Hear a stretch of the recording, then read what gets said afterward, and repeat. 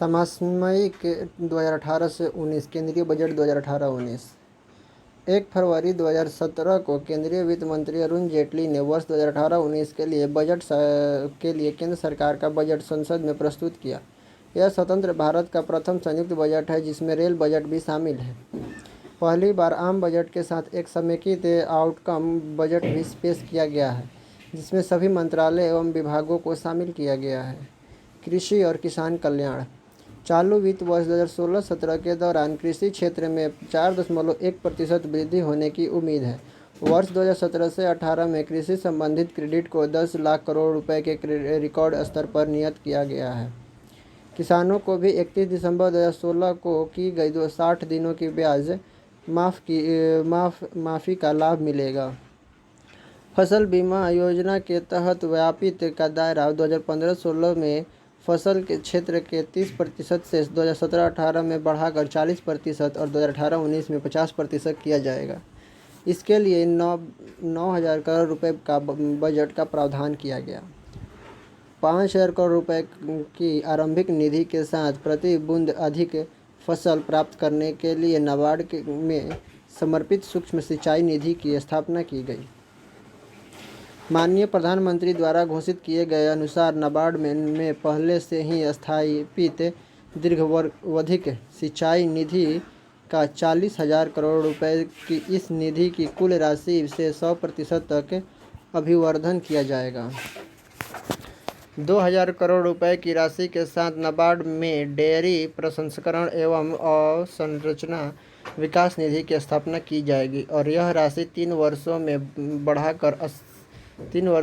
बढ़ाकर 8,000 करोड़ रुपए की जाएगी। ग्रामीण क्षेत्र। वर्ष 2019 में महात्मा गांधी के 150वीं जयंती तक 1 करोड़ परिवारों और 50,000 ग्राम पंचायतों को वर्ष 2019 तक गरीबी से बाहर लाने के लिए मिशन अंत्योदय शुरू करने की घोषणा। मनरेगा के अंतर्गत कृषि से जुड़े 5 लाख के लक्ष्य की तुलना में मार्च 2017 तक खेती से जुड़े 10 लाख तालाबों का कार्य पूरा कर लिया जाएगा। वर्ष 2017-18 के दौरान खेती से जुड़ी और 5 लाख तालाबों का कार्य शुरू किया जाएगा। मनरेगा में महिलाओं की भागीदारी 48% से बढ़ाकर 55% हो गई है। 2017-18 में मनरेगा के लिए आवंटन अब तक का सर्वाधिक 48,000 करोड़ रुपए होगा। प्रधानमंत्री ग्रामीण सड़क योजना PMGSY सड़कों के निर्माण की गति 2016-17 में बढ़कर 133 किलोमीटर प्रतिदिन हो गई, जबकि 2011 से 14 के दौरान यह औसतन 73 किलोमीटर प्रतिदिन थी। केंद्र 1 मई 2018 तक 100% ग्रामीण विद्युतीकरण के लक्ष्य को हासिल करने के लिए प्रयासरत है। ग्रामीण भारत में स्वच्छता कवरेज अक्टूबर 2014 की 42% से बढ़कर 60% हो गई है। पंचायती राज संस्थानों में मानव संसाधन विकास के लिए मानव संसाधन सुधार नामक कार्यक्रम 2017-18 के दौरान प्रारंभ किया जाएगा। ग्रामीण कृषि और संबद्ध क्षेत्रों के लिए आवंटन 1,87,223 करोड़ रुपए हैं। शिक्षा, कौशल एवं रोजगार। सार्वभौमिक पहुंच, लिंग समानता और गुणवत्ता सुधार सुनिश्चित करने के लिए स्थानीय नवाचार को प्रोत्साहित करने के लिए माध्यमिक शिक्षा हेतु नवाचार निधि शैक्षिक रूप से पिछड़े 3,489 जिलों में प्रारंभ की जानी है। सूचना प्रौद्योगिकी से लाभ उठाने के लिए स्वयं प्लेटफॉर्म प्रारंभ किया जाएगा जिसमें कम से कम 350 ऑनलाइन पाठ्यक्रम शामिल हैं। देश भर में 600 से ज़्यादा जिलों में प्रधानमंत्री कौशल केंद्रों का विस्तार किया जाएगा।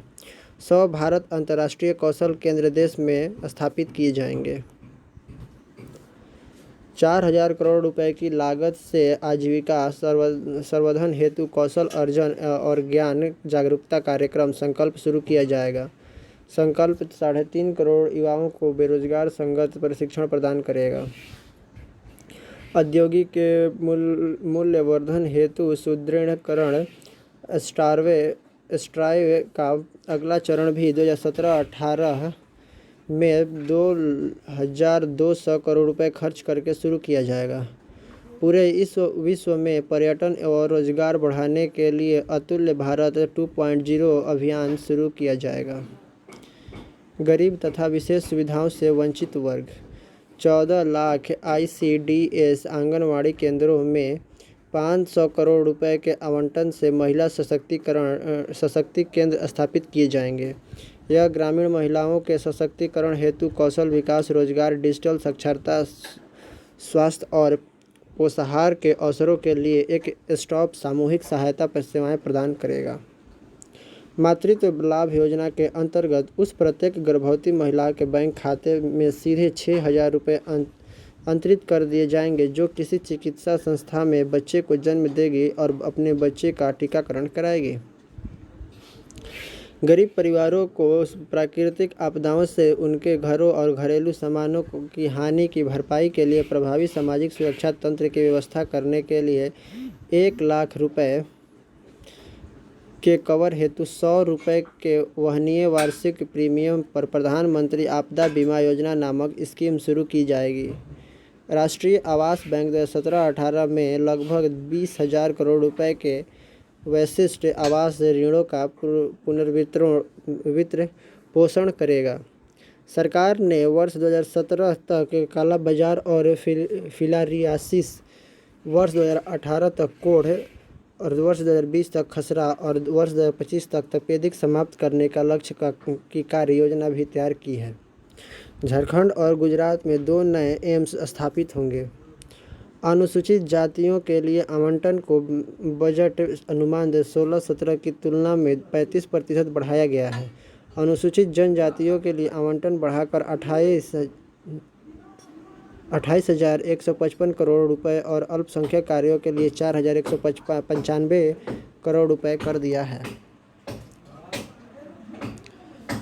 अवसंरचना रेलवे, रेल, सड़कें, पोत परिवहन सहित समूचे परिवहन क्षेत्र के लिए 2017 से 18 में 2,41,387 करोड़ रुपए का प्रावधान किया गया है।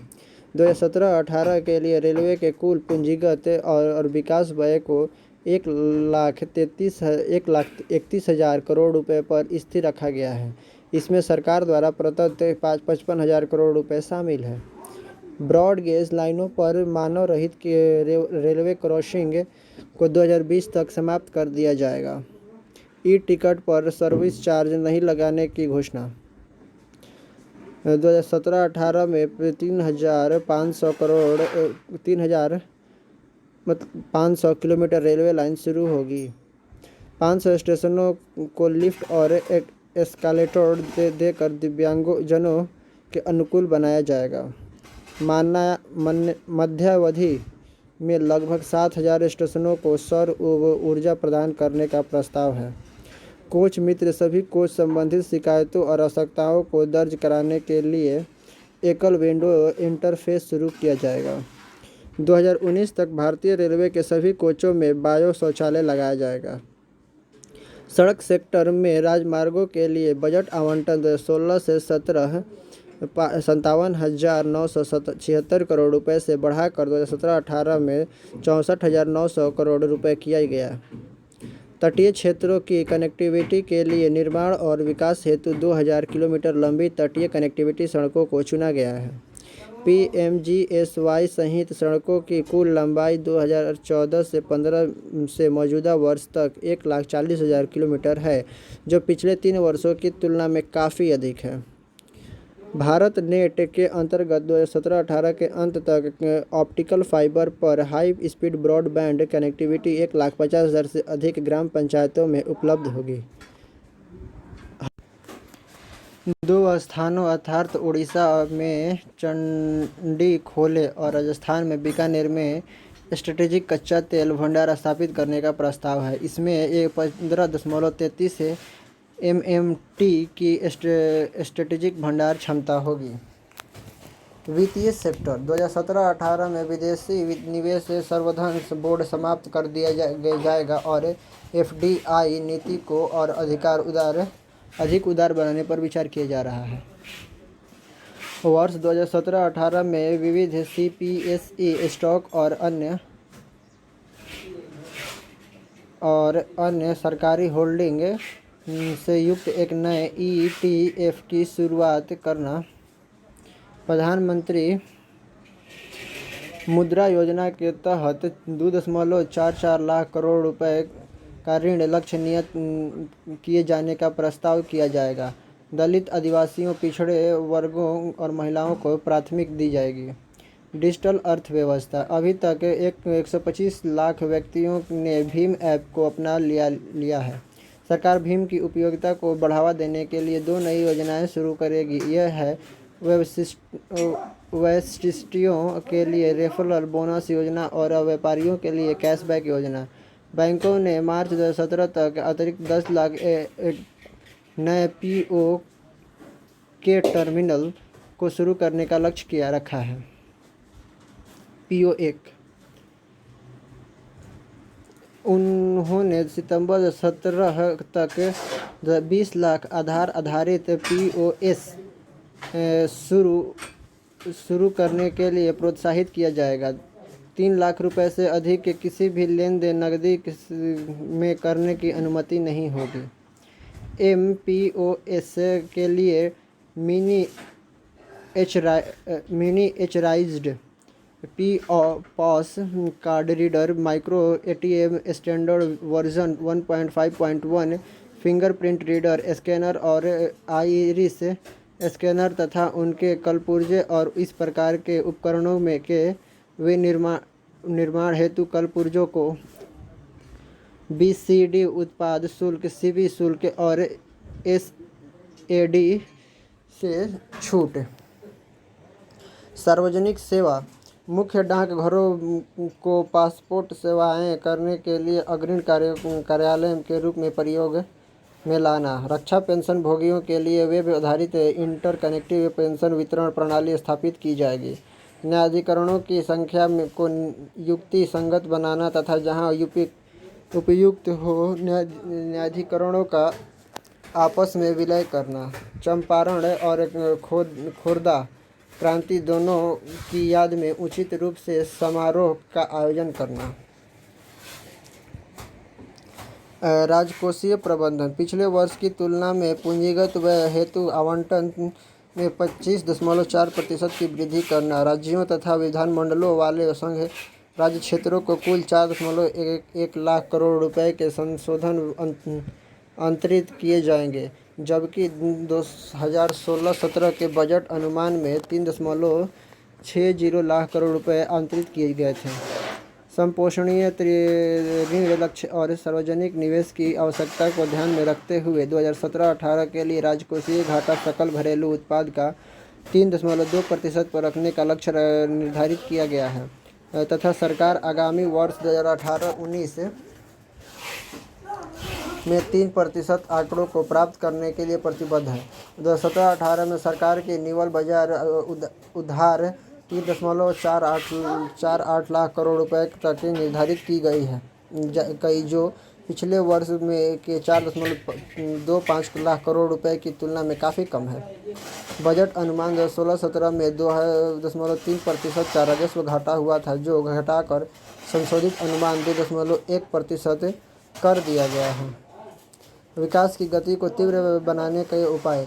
विदेशी या वाणिज्यिक उधार या बांडों अथवा सरकारी प्रतिभूतियों में विदेशी निकायों द्वारा अर्जित ब्याज पर 5% प्रभारित रियायती विद होल्डिंग दर की 30/6/2020 तक विस्तार दिया गया है। न्यूनतम वैकल्पिक कर मैट क्रेडिट वर्तमान में 10 वर्षों के स्थान पर 15 वर्ष की अवधि तक आगे बढ़ाने की अनुमति है। सूक्ष्म, लघु और मध्यम उद्यम कंपनियों को और सशक्त बनाने के लिए 50 करोड़ रुपए तक के वार्षिक पड़ावर्त वाली कंपनियों के लिए 25% कर दिया गया है। बैंकों को गैर निष्पादनकारी परिसंपत्तियों हेतु अनुज्ञेय प्रावधान को 7.5% से बढ़ाकर 8.5% करना। सभी गैर अनुसूचित बैंकों के NPA खातों के संबंध में प्रदत्त आधार के बजाय वास्तविक प्राप्ति पर प्राप्त ब्याज पर अनुसूचित बैंकों के समान ही कर लगाया जाएगा। एलएनजी पर बुनियादी सीमा शुल्क को 5% से घटाकर 2.5% करना है। धन्यवाद।